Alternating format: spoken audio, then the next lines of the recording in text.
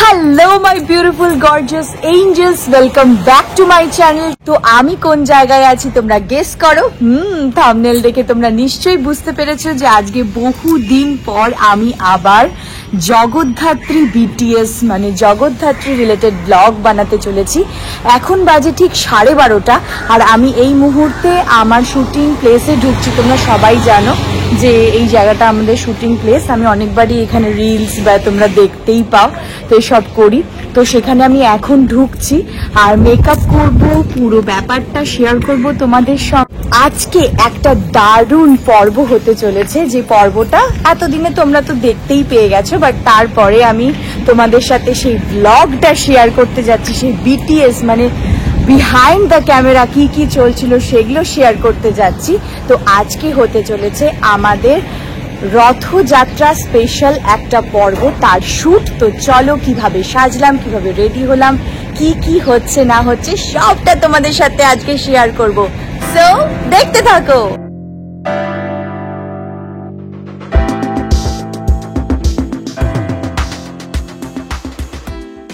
তো আমি গল্প করছিলাম, গল্প করতে করতে পেয়ে গেছি হচ্ছে জগদ্ধাত্রীকে, এবং আমরা প্রায় সময় গল্প করি। আর যেহেতু আবার আবার এত মিল হয়ে গেছে একসাথে, মানে রিলের বাইরে রিয়েলে বসে গল্প করছি।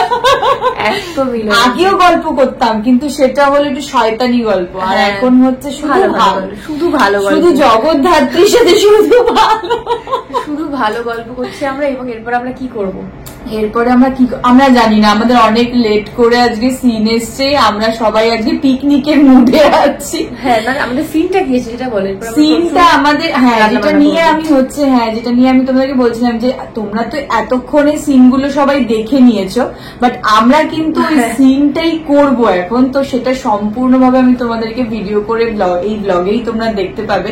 জগদ্ধাত্রী কি কি রান্না করছে, 56 ভোগটা কিভাবে হচ্ছে। এখানে সব থেকে মজার ব্যাপার হচ্ছে, এর আগে একদিন সিন হয়েছিল যে আমরা কি কাটছিলাম যেন,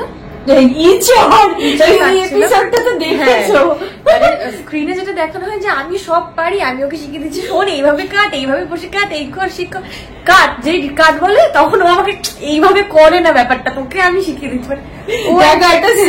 কিন্তু রিভিল হয়ে গেল। না ও সব কাজ পারে, মানে একটু দেখো এখন ছোট একটা মেয়ে। আমিও যখন প্রথম ইন্ডাস্ট্রিতে ছিলাম আমিও রান্না বান্না জানতাম, যেই বিয়ে হলো তখনই সবকিছু জানলাম। তো মানে এটা একটা প্রসেস, মেয়েদের এটা প্রসেস। আমার মা বলে যে মেয়েরা নাকি কখন মেয়ে হয়ে যায়, মানে তারা মানে বুঝে উঠতে পারে না যে তারা কখন গিন্নি হয়ে যায়, তারা নিজে থেকেই হয়ে যায়।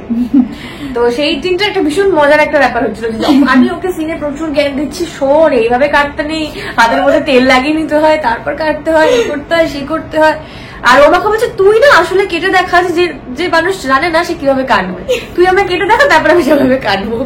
ওটা খুব মজার হচ্ছিল। আচ্ছা তুই এমনিতেই রথের সময় ছোটবেলায় কি করতি, মানে বাড়িতে রথ টানতি আর কি মেলা হতো? হ্যাঁ, প্রচুর মেলা ফেলা হতো, জিলিপি খাওয়া হতো, তারপর রথ টানতাম, ছোট ছোট রথ, তাতে এবার টাকা দিতে, আমি 1 টাকা নিয়ে টুকটুক করে বাচ্চাদের কাছ থেকে নিয়ে টেনে টেনে।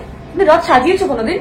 আমি রথ সেরকম ভাবে সাজাই, রথগুলো হয় না যেগুলো বাচ্চাদের, ওগুলো আমি কি করেছি, মানে পুরো ওই কাগজ দিয়ে না সাজানো, মানে মোটামুটি একদম রিয়েল যে রথটা হয় সেটা হয়তো আমি কখনো সাজাইনি, বাট এমনি মানে হচ্ছে ছোট ছোট বাচ্চাদের আজকে রথ টানবো না, কালকে টানবো। আজকে শুধু 56 ভোগ রান্না হবে। আজকে আমার মনে হচ্ছে ব্যাপারটা সেরকমই হবে। ও আমাকে বলবে এই 56 ভোগ তুমি জানো করে না।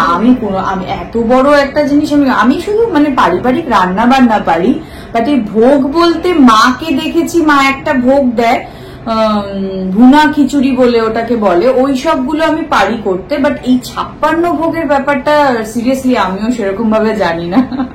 কঠিন ব্যাপার। কিন্তু আজকে আমাদের আগের বছর রথে হয়েছিল এবং বৌদি রান্না করেছিল, মানে তোমাদের সবার প্রিয় কৌশিকী মুখার্জি। তো বৌদি রান্না করেছিল এবং বাইরে মাঠে শুটিং হয়েছিল, মনে আছে?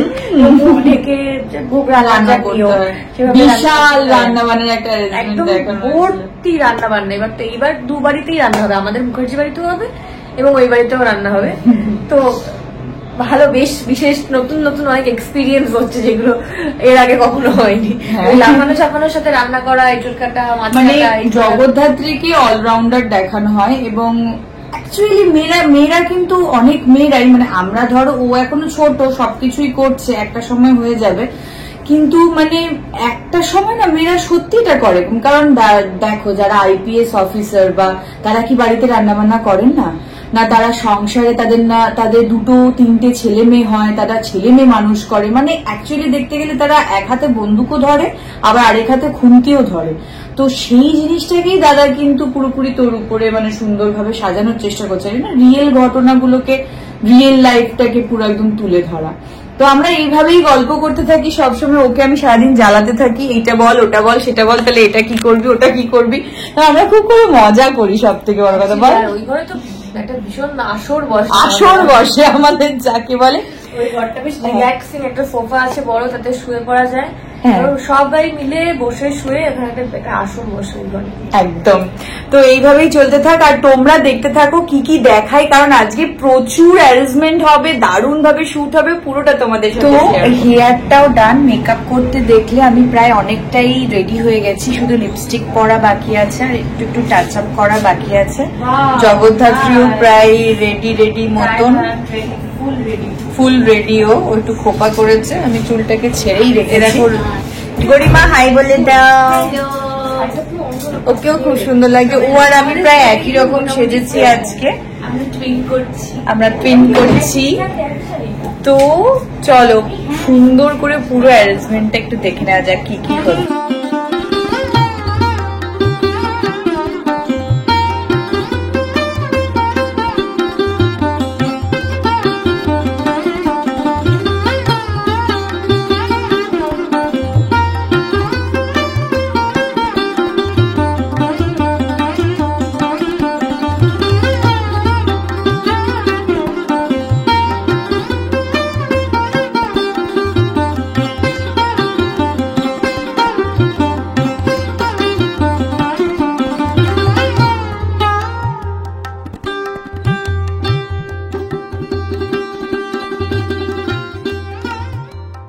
তো এটা হলো সেকেন্ড দিন, মানে দুভাগে আমি এই ব্লগটা করছি। তো এটা হলো সেকেন্ড দিন আর আমরা এই মুহূর্তে রয়েছি দাসানি 2-তে, কারণ আমাদের ওখানে হচ্ছে শুধু জাস্ট ঘরের শুটিংটা হলো, আর এখানে হচ্ছে রথ টানার যে তোমরা ব্যাপারটা দেখেছিলে সেই শ্যুটটা কিন্তু দাসানি 2-তে হচ্ছে। এই জায়গাটা ভীষণ সুন্দর বলে, লোকেশনটা ভীষণ সুন্দর বলে কিন্তু এখানে করা হচ্ছে।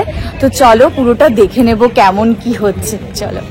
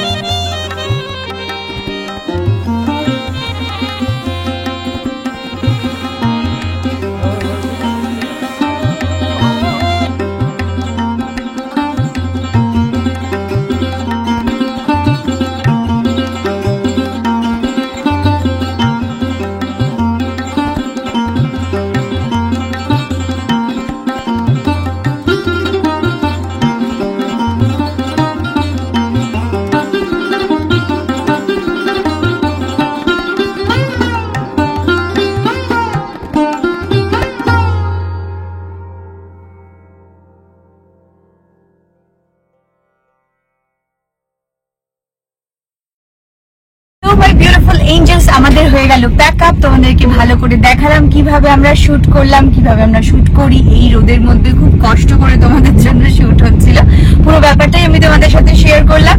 আর আশা করি এই ব্লগটা তোমাদের একটু হলেও ভালো লাগলো, বিকজ তোমরা সবসময় আমাকে বলো দিদি ভাই জগদ্ধাত্রী রিলেটেড ভিডিও দাও, তো আমি আজকে সেটা তোমাদের সাথে শেয়ার করলাম।